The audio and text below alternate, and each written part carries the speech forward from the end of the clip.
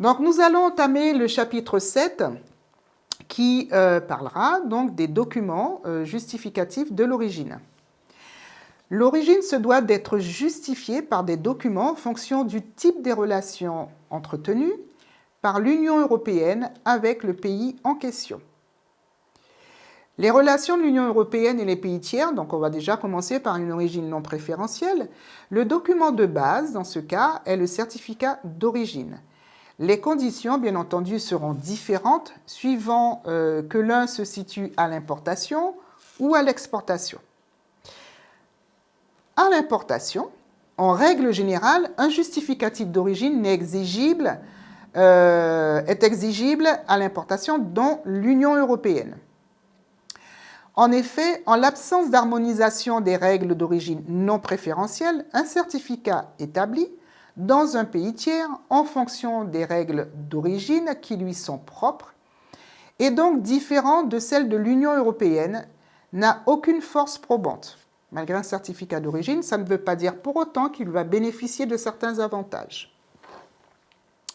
La forme du certificat d'origine est donc libre. Cela dit, le certificat doit émaner d'une autorité ou d'un organisme présentant toute garantie et régulièrement habilité par le pays tiers de délivrance. Il doit comporter tous les éléments d'identification de la marchandise. Établir que la marchandise est bien originaire du pays prétendu.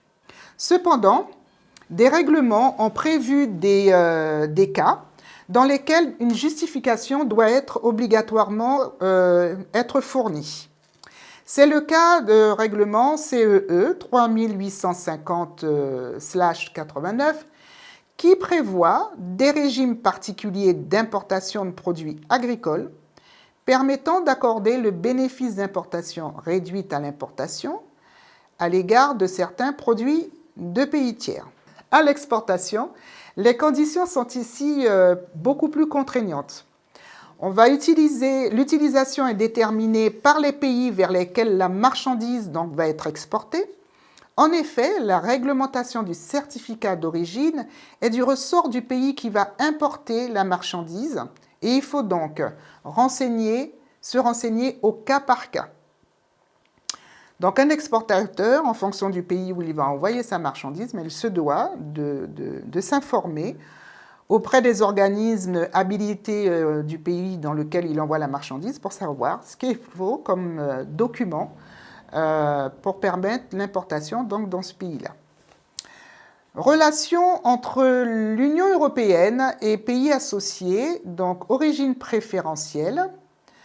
La qualité des produits originaires doit, pour l'application d'un régime préférentiel sollicité, être attestée par un certificat visé par les autorités douanières du pays d'exportation ou pour les envois postaux ne dépassant pas une certaine valeur par un formulaire simplifié établi directement par l'exportateur.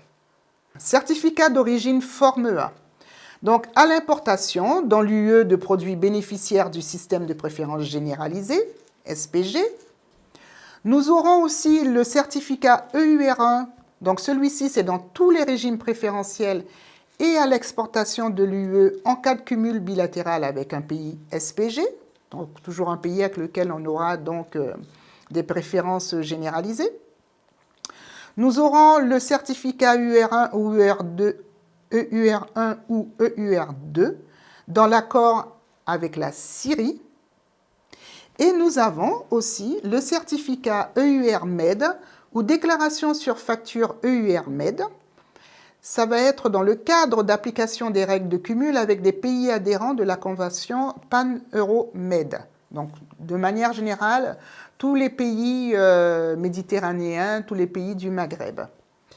Et puis, nous aurons ce certificat ATR ou EUR1 dans les relations avec la Turquie, qui donc bénéficie de certains avantages avec les échanges avec l'Union européenne. Nous allons enchaîner avec le chapitre 8.